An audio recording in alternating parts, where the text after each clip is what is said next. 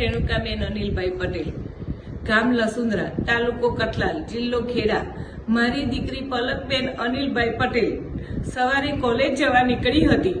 દરરોજ બપોરે 2 કે 3 વાગે પાછી આવે। એ પરત પાછી ન આવતા મેં એને ફોન કર્યો, ફોન લાગતો ન હતો, સ્વિચ ઓફ આવ્યો। તો સાંજે 2-3 વાગ્યા સુધી એનો 4 વાગ્યા સુધી ફોન સ્વિચ ઓફ આવ્યો। તો એમને શોધખોળ ચાલુ કરી।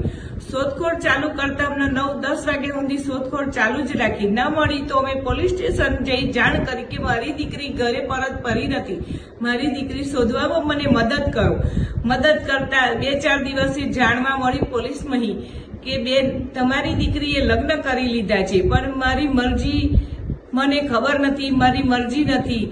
તો રબારી પિયુષભાઈ, દિલીપભાઈ એમની સાથે લગ્ન થઈ ગયા છે એવું મને જાણવા મળ્યું। તો પછી એ લગ્ન મને સ્વીકાર નથી અને રબારી સમાજના આગ્રણીય ઠાકર બાપાને મારે નમ્ર વિનંતી છે કે મારી દીકરી તમે પાછી આપો। તમારા બોલ તમે પકડી રાખો કે તમે જેવું કહેતા હતા કે કોઈ સમાજની દીકરી લેવી નહીં ને કોઈ સમાજની દીકરી આપવી નહીં, આપણા સમાજની દીકરી આપવી નહીં ને કોઈના સમાજની દીકરી લેવી નહીં।